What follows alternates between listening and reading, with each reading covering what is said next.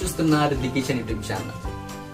Guys, ఈరోజు మనం Christmas అంటే అందరికి గుర్తుకొచ్చేది క్రిస్మస్ ప్లమ్ కేక్ కదా. సో ఈ రోజు నేను మీకోసం ఆ క్రిస్మస్ స్పెషల్ ప్లమ్ కేక్ ని చేసి చూపించబోతున్నాను. ఈ ప్లమ్ కేక్ చాలా మంది ఆల్కహాల్ తో తీసుకుంటారు, బట్ కానీ ఆల్కహాల్ ఇష్టపడిన వాళ్ళు ఈ కేక్ లో నేను చేసి చూపించబోయే ఈ థియరీని ఫాలో అవ్వండి.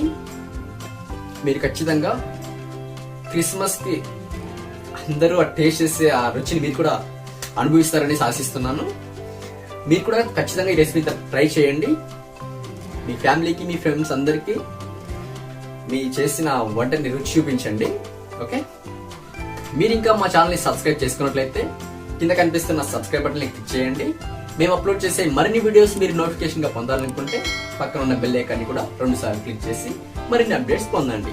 అలాగే నన్ను ఇన్స్టాగ్రామ్ లో ఫాలో అనుకుంటే కింద వస్తున్న ఐడిని సెర్చ్ చేయండి, లేకుంటే కింద డిస్క్రిప్షన్ లో లింక్ ఇస్తాను, అక్కడ కూడా మీరు నన్ను ఫాలో అవ్వచ్చు.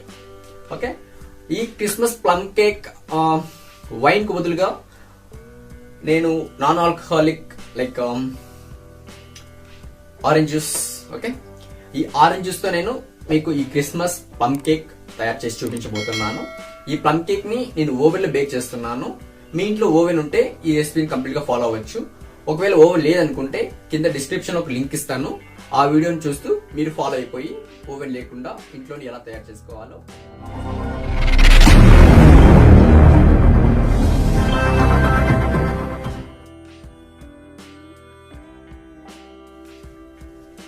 క్రిస్మస్ స్పెషల్ ప్లమ్ కేక్ తయారు చేయడానికి కావాల్సిన పదార్థాలు ఏంటో చూద్దాం.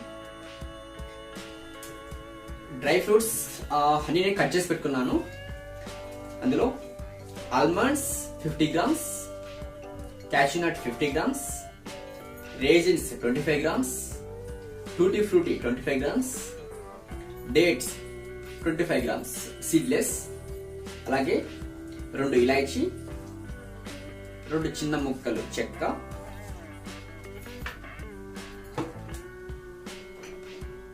మైదా పిండి 300 గ్రాములు,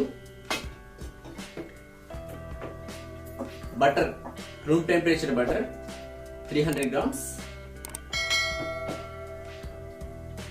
cocoa powder 3 tablespoon, baking powder 1 teaspoon, baking soda 1/2 teaspoon, చక్కెర 300 గ్రాములు, అలాగే 50 గ్రాములు ఎక్కువ, అది క్యారమెల్ చేయడానికి, అలాగే 6 గుడ్లు. ఇది నాన్ ఆల్కహాలిక్ కాబట్టి నేను దీనికోసం ఆరెంజ్ జ్యూస్ యూజ్ చేస్తున్నాను.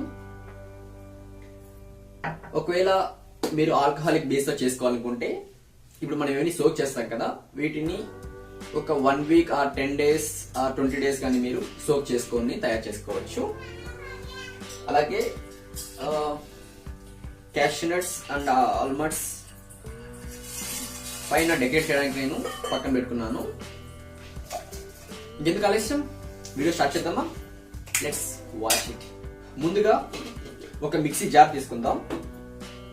ఇందులో ముందుగా తీసినటువంటి 2 ఇలాచీ, దాల్చిన చెక్క 2 చిన్న ముక్కలు, అలాగే తీసుకున్నటువంటి 300 గ్రాముల చక్కెర వేసుకుందాం. ఇప్పుడు ఈ షుగర్ మొత్తాన్ని పౌడర్ చేసుకుందాం. ఒకవేళ మీ ఇంట్లో షుగర్ పౌడర్, ఇలాచీ పౌడర్, సిన్నమన్ పౌడర్ ఉంటే మీరు ఇలా పౌడర్ చేయకుండా డైరెక్ట్ గా కూడా వేసుకోవచ్చు. మనం ఇప్పుడు దీన్ని పౌడర్ చేద్దాం.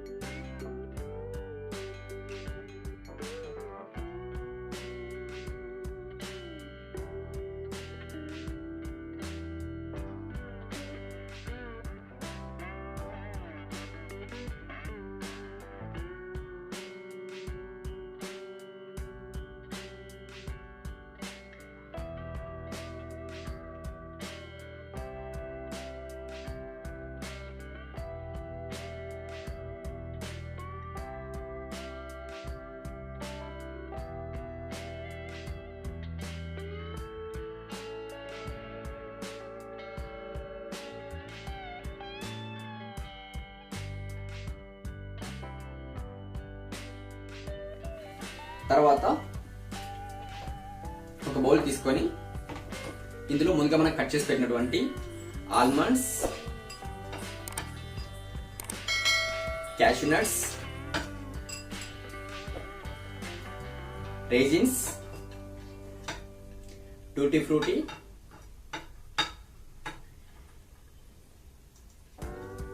చివరగా డేట్ పేస్ట్. ఇప్పుడు వీటన్నింటినీ ఆరెంజ్ జ్యూస్ తో సోక్ చేసుకుందాం. మీరు మళ్ళీ చెప్తున్నాను, వైన్ యూజ్ చేయాలనుకుంటే మీరు ఆల్కహాల్ కూడా యూజ్ చేసుకోవచ్చు. అలాగే ఆల్కహాల్ ఎవరు తీసుకోరు అంటే ఎవరికి ఇష్టం ఉండదు వాళ్ళు దీన్ని బాగా లైక్ చేయొచ్చు. ఓకే, వీటన్నిటికీ నేను 1 కప్ ఆరెంజ్ జ్యూస్ తీసుకున్నాను. ఈ ఆరెంజ్ జ్యూస్ మొత్తాన్ని దీంట్లో వేసేసి దీన్ని ఒక 2 అవర్స్ పాటు సోక్ చేసుకుందాం. కొందరు 2 days 3 days కూడా చేసుకుంటారు. బట్ నేను ఇన్స్టెంట్ గా చేస్తున్నా కాబట్టి నేను జస్ట్ 2 to 3 అవర్స్ మాత్రమే దీన్ని సోక్ చేస్తున్నాను. దీన్ని పక్కన పెట్టేసుకుందాం. తర్వాత ఒక బౌల్ తీసుకుందాం. ఈ బౌల్లో ముందుగా మనం తీసుకున్నటువంటి 300 గ్రాముల రూమ్ టెంపరేచర్ బటర్ ని ఇందులో వేసేసుకుందాం. చూడండి, రూమ్ టెంపరేచర్ అంటే ఇలా ఈ కన్సిస్టెన్సీ ఉంటుంది. ఎక్కువ గట్టిగా లేకుంటే ఎక్కువ లూజ్ గా ఉండదు. ఈ బటర్ మొత్తాన్ని ఈ బౌల్లో వేసేసుకుందాం.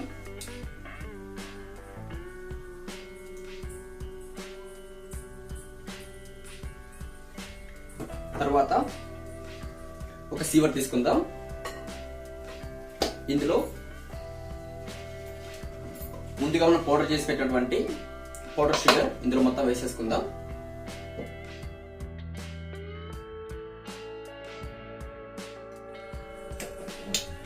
అలాగే 1/2 teaspoon baking soda,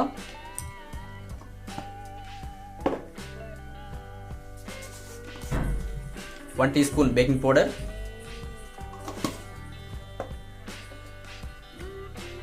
3 tablespoons of cocoa powder,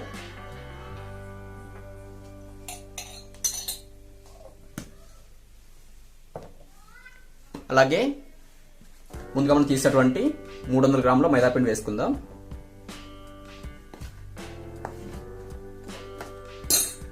ఇప్పుడు ఈ డ్రై ఇంగ్రీడియంట్స్ అన్నింటినీ బాగా మిక్స్ చేసుకుందాం.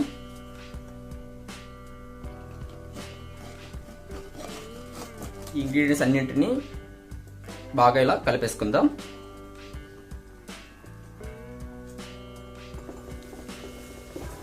చూడండి, మిక్చర్ మొత్తం బాగా మిక్స్ అయిపోయింది కదా. ఇప్పుడు ఒక్కొక్క గుడ్డు పగలగొట్టి వేస్తూ ఈ మిక్చర్ మొత్తాన్ని బాగా కలిపేసుకుందాం. అన్ని గుడ్లు ఒకేసారి పగలగొట్టి వేయకండి, మిక్చర్ మొత్తం కడిలైపోయే ఛాన్సెస్ చాలా ఉన్నాయి. చూడండి, ఇలా ఒక్కొక్క గుడ్డు వేసుకుంటూ ఈ మిశ్రమం మొత్తాన్ని బాగా కలిపేసుకుందాం. చివరి లాస్ట్ గుడ్డు ఇది. ఓకే, ఇలా ఒకదాని తర్వాత ఒకటి గుడ్లు వేసుకుంటూ ఇలా మిశ్రమాన్ని చిన్నగా కలుపుకుంటే మిశ్రమం పగిలిపోకుండా చాలా సాఫ్ట్గా క్రీమీ స్ట్రక్చర్లో వస్తుంది. చూడండి, చూపిస్తాను. చూడండి, మన మిశ్రమం ఆల్మోస్ట్ రెడీ అయిపోయింది. చూస్తున్నట్లయితే క్రీమీ స్ట్రక్చర్లో ఉంది కదా. మీరు అన్ని గుడ్లు ఒకేసారి వేసారనుకోండి, మిక్చర్ పగిలిపోయి కడిలైపోయి మీకు లంప్స్ టైప్లో బాగా కనిపిస్తుంటుంది. ఓకే, మన మిక్చర్ మాత్రం బాగా వచ్చింది. తర్వాత ఇందులో ముందుగా మనం ప్రిపేర్ చేసేటువంటి క్యారమెల్ సిరప్ వేసుకుందాం.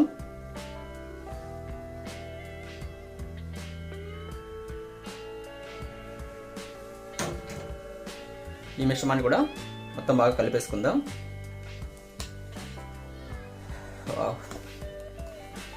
క్యారమెల్ స్మెల్ చాలా బాగుంది. ఇందులో 10 ml వెనిలా ఎసెన్స్ వేస్తున్నాను. ఎందుకంటే ఎగ్ వేసాం కదా, ఆ ఎగ్ స్మెల్ని చంపేయడానికి. ఎందుకంటే ఎగ్ స్మెల్ వస్తే తినడానికి చాలా ఇబ్బందిగా ఉంటుంది. సో అందుకోసమని కొంచెం ఎక్కువగానే వేసాను. 6 వేసాం కదా ఎగ్స్, అందుకోసమని నేను ఒక 10 ml దాకా వెనిలా ఎసెన్స్ వేసాను. ఓకే, మన బ్యాటర్ రెడీ అయిపోయింది. ఇందులో ముందుగా మనం సోక్ చేసి పెట్టినటువంటి డ్రై ఫ్రూట్స్ అని వేసుకుందాం. ఓకే, డ్రై ఫ్రూట్స్ విత్ ఈ ఆరెంజ్ జ్యూస్ ఉంది కదా, ఆరెంజ్ జ్యూస్ కొంచెం పక్క తీసేయండి, ఎందుకంటే ఆరెంజ్ జ్యూస్ వేస్తే కనుక మన బ్యాటర్ కూడా చాలా లూజ్ అయిపోతుంది. ఒకవేళ మన బ్యాటర్ కొంచెం టైట్గా ఉన్నట్టయితే మన ఆరెంజ్ జ్యూస్ కూడా వేసేసుకోవచ్చు. ఓకే, నేను జస్ట్ ఓన్లీ డ్రై ఫ్రూట్స్ మాత్రమే తీస్తున్నాను. చివరిగా మనకు బ్యాటర్ కన్సిస్టెన్సీని బట్టి మనం ఆరెంజ్ జ్యూస్ కూడా యాడ్ చేసుకుందాం. ఇలా ఈ డ్రై ఫ్రూట్స్ అన్నీ తీసి ఇందులో వేసేసుకుందాం. చూసినట్లయితే మనకు ఆరెంజ్ జ్యూస్ చాలా తక్కువగానే మిగిలింది. సోక్ చేసాం కదా, ఆ డ్రై ఫ్రూట్స్ అన్నీ ఆరెంజ్ జ్యూస్ని పీల్ చేసుకున్నట్టు అనుకుంటా. ఓకే, చూద్దాం.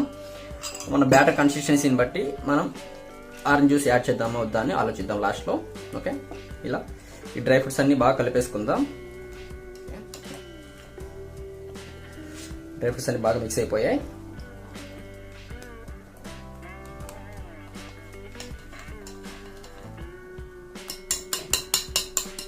ఓకే, మనం ఆరెంజ్ జ్యూస్ ఎక్స్ట్రా ఏం యాడ్ చేసుకునే అవసరం లేదు.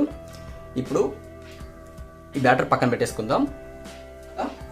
ఇలా ఒక మోల్డ్ తీసుకొని మోల్డ్కి బటర్ అప్లై చేసి తర్వాత దీనికి సరిపోయే బటర్ పేపర్ దీనికి సెట్ చేసేసుకుందాం. ఓకే, ఇందులో ఇందాక మనం ప్రిపేర్ చేసేటువంటి బ్యాటర్ మొత్తాన్ని వేసేసుకుందాం.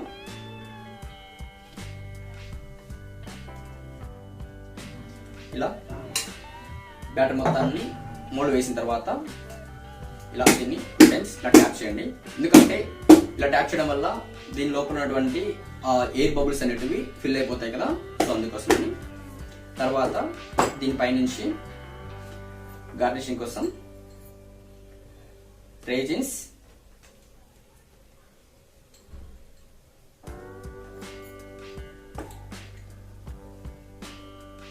టూటీ ఫ్రూటీ అంటే లైట్గా ఇస్తున్నాను. చివరిగా క్యాష్ నట్స్, ఆల్మండ్స్.